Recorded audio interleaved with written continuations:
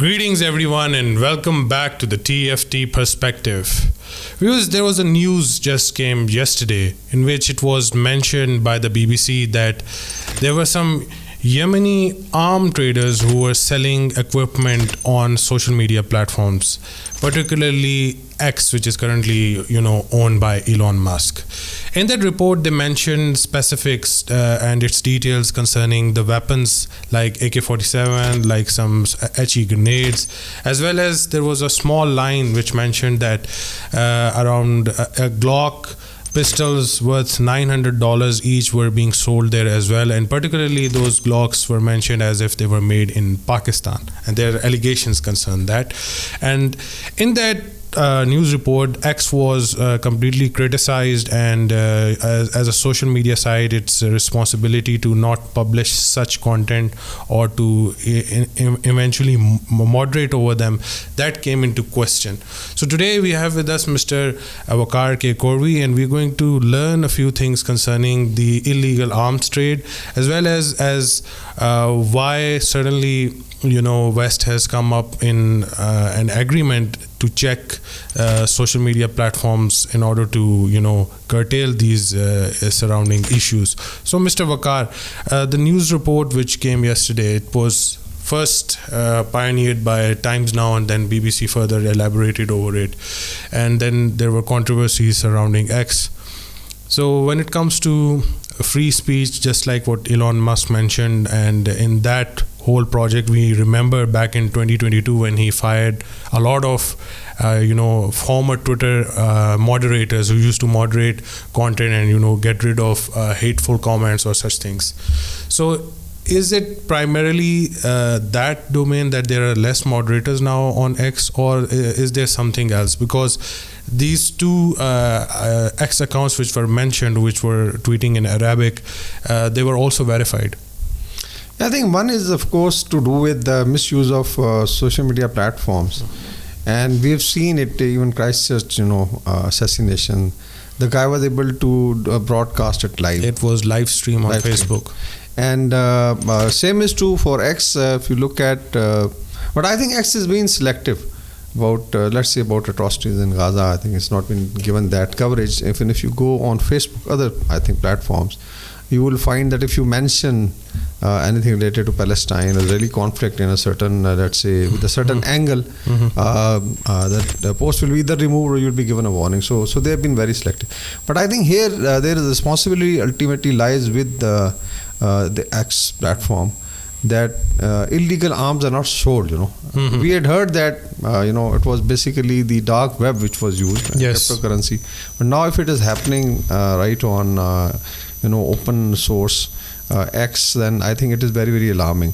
But we also need to highlight why BBC and India are dragging Pakistan's name into it, because that I think we can smell a rat. That why they are trying to basically malign Pakistan, whereas I think if you look at the arms missing market, the forest for a tree, I guess. Yeah, they are missing forest for a tree. Now we look at the area of focus. Let's say Yemen. In case you want to analyze, let's say, illegal arms, coming in or out, or Yemen becoming Yemen under control of Houthis becoming, let's say, a den or a market of illegal arms. So you have to first look at the geography of the region, and what are the closest available avenues with the Houthis to get weapon systems. Now, so we have a report of international arms market. Basically, this is compiled by Global Initiative Against Transnational Organized Crime, and then they basically look at all kinds of crimes. But when they're focusing on small arms smuggling, there are, I think, 4 or 5 countries near Yemen which are highlighted, including Yemen, in their last report. So they think Syria is number one, definitely because of instability, because of different, I would say, powers and countries involved. And you remember that ISIS ruled Syria, part of Syria for some time, and from where it was coming, we have discussed it. Then you have Yemen itself, which is a big arms market, Iraq, Lebanon, Somalia. Interestingly, Somalia, which is next door, and the closest to Yemen is Somalia. Just cross, the Aden, state of Aden, and you can land up in Somalia. And if you look at the piracy, there are also, I think, interesting reports by Guardian. It was about a few years back that private security companies guarding ships against Somali pirates increasingly storing their weapon on so-called floating armories. And at times those ships are hijacked and by the pirates, including those armories. So it means that a lot of small arms is basically captured by Somali pirates, and that can be funneled to, And it was mentioned that about 20 ships stocked with assault rifles and small arms, as well as ammunition, body armor, night vision goggles scattered around the Red Sea, Gulf of Aden, and the Indian Ocean. So basically, this was confirmed by the EU, So this is the kind of environment that we are talking. So it means in case the Houthis want to, let's say, they have definitely their allies who will be supporting, and I'll not name their allies. Everybody knows it. That how the and it's also mentioned that one of their allies basically ships it through Somalian ports. So the signature is not there. But if you look at the closest countries or let's say areas of conflict, they are Somalia, as I mentioned, Syria. Then you have Iraq and Lebanon. Now these are the closest. And then of course they had a wars with active war which is now stopped with Middle Eastern countries, so I'm sure there must have been some ammunition or weapon system captured. So those could be the sources of. We've also seen videos before this tweet. If you go back 5-6 years, you find that it was an armed bazaar, just like Afghanistan. So this is the very close circuit. Then you come to the outer periphery. So in the outer periphery, it is said, as per the report, you have Afghanistan, Myanmar, Indian Northeast. Interestingly, is now becoming a hub of because of the current civil war ongoing in in Manipur, as well as in issues in their own states. And mind you, Uttar Pradesh in India is infamous for producing illegal arms. This is something India tries to hide, and there are a couple of other areas in South also, in Indian Punjab and Uttar Pradesh, where they produce especially the small arms. So it's like where this illegal arms and ammunition are. And then if you go slightly further north, Ukraine and Eastern Europe has now become a hub of illegal arms, and they are worried basically because again you have Malaysia, we have discussed all kind of private military companies operating. So Ukraine is also just like Afghanistan. They are talking of this Glock. They found a Pakistani Glock, and we'll also discuss that whether Pakistan produces Glock. I was confused concerning that as well. They said that the sandpaper design of Glocks, which is exclusively made in Pakistan. I have never heard a Glock being made in Pakistan. Yeah, Glock is basically, I think, an Austrian weapon system, but it is, I think, produced in Italy and US also, I think, but under the company's definitely license. And yes, there could be copies because in Pakistan, erstwhile FATA, in the Radam Khair, they used to make small arm copies. So, but why would Houthis use something which is a copy? They can easily get access of original weapon system. So this is and wherever there are conflicts, now looking at the figure of 300,000 is very interesting. There are Afghanistan, the US, and their allies, including United Kingdom, they left $7 billion worth of arms and ammunition, mainly small arms. That has been also been smuggling these days. It could be. And Taliban are under sanction, and we know what kind of sanctions are there, but definitely in case they want to earn dollars, they would like to export or smuggle the arms. So there's a possibility that American weapon system, I don't think so, Glocks are made in Pakistan. And then is Ukraine, again 300,000 weapons, similar figure. They said it's unaccounted for, and because of the war, it was left there. So all told, I think you have a couple of countries and regions which have become actually hotbeds of conflict and small arms weapons smuggling. Yes, definitely. And then we have a case study back in 2008 as well, when Blackwater operatives were accused of selling weapons and weapon systems which ended up suddenly in the hands of terrorist groups. So in that area, that decision came back in 2012, in which they just paid some cost of it, and doesn't matter how much life was lost in that domain. So why is the focus entirely on either a social media platform and not on the billions worth of munitions being dumped during American wars in Middle East as well as in Afghanistan? I think the current campaign against Pakistan, especially if they could found just one Glock $900 and made in Pakistan.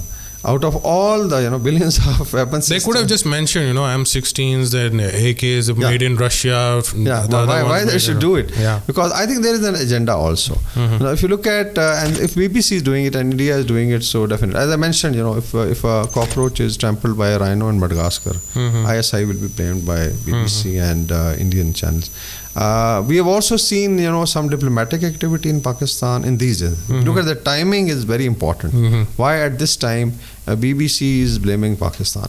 So it means that probably they want to draw a certain concession for a political figure. We have seen Ambassador Jane Marriott, very, very active, Her Excellency Jane Marriott. Yes. And reportedly in the media, we have seen some discussion that probably it is to draw some concessions for PTI's chairman, ex-chairman, or the founder of PTI. And probably they want to take. Then you combine it with or link it with, there is an election taking place for chancellorship in UK of basically Oxford University, yes. And just imagine, technically he's a convict. That any convict sitting in UK and Pakistan decides that he'll be nominated for chancellorship of Lumps University. So it's something like that. So just to create, I would say, a news item and then pressurize Pakistan. So it could be, I think, linked with that. Because now you have basically timing is also very, very important, and it will be unfortunate if it's being done at that level. We've already discussed that when it comes to chaos in UK and the rights, Pakistan handed over this guy, to Farhan Asif, or maybe it's an investigation by the FIA. But we have so many chaos generators, Pakistanis, so-called dissidents, sitting there and daily, spewing venom. So I think it is something to do with internal politics of Pakistan as well. So last question, where do you think either the countries or the international community needs to draw the line? Because we have seen this phenomena at the back during the Christchurch shooting as well, and now on X, the trade of illegal arms by some Yemeni arms smugglers.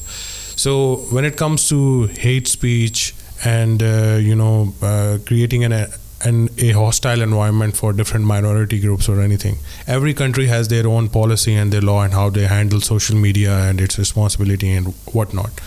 So where do you think that in the international space all the countries create a line that such things should not happen again on a repeated basis, because it might damage the overall security area surrounding either Middle East or even in Europe? We have seen what fake news did in UK, and we are now witnessing it in Middle East as well. I think anything related to media or mass communication, there are certain basic, I think, principles which I think the civil society, international community has learned over a period of more than 200 years. I feel that those should be standard things to be followed. For instance, if you can't print anything in a print media or on a mainstream media, it should not be allowed on social media if it harms a society, a group of people, or it creates chaos in the society. And I think UK has learned it the hard way.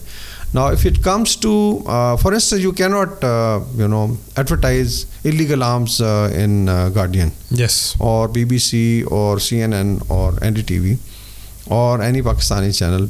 And why it should be allowed on something, I think, and I would say a mass media platform like X or YouTube. Maybe it is said that it's being done in the dark web, which by and large, I think 99%. There is a reason why it's called illegal arms trade, because it is done by illegal means. Even there should be an effort to stop that, because ultimately there are transactions of billions of dollars take place for arms and ammunition, and illegal arms and ammunition, then narcotics and so many other things. So I feel that there should be an international effort to curb these tendencies, have some basic parameters. But unfortunately, those who have the powers, those who have these platforms, they actually feel that they can apply it against other countries since they own it. And probably they will never let it go. Like we have seen in Russia-Ukraine war, there are definitely Russian platforms, there are Eurasian platforms who would be trying to be neutral or objective and they will just not allow their content on YouTube. Yeah. And we have seen arrest of I think one of an American colonel recently, or his house was raided. I think it was one of the commentators on Russia-Ukraine war, because somehow the powers that be didn't like it. So unfortunately, it's becoming very, very difficult. But bottom line is that whatever is harmful to society, groups, states, people, minorities, and I would say other groups should not be allowed. So I think Elon Musk has to see it himself, that how he can basically monitor the content, and so that doesn't harm. But I think larger message is for those who are trying to implicate Pakistan's name, that it's third decade of 21st century. You cannot fool all the people all the time. Yeah, it's not Musk's free speech, but free speech as a whole. But that's it for today, folks. Please do leave a like and subscribe our channel. Thank you so much for watching this. Bye bye.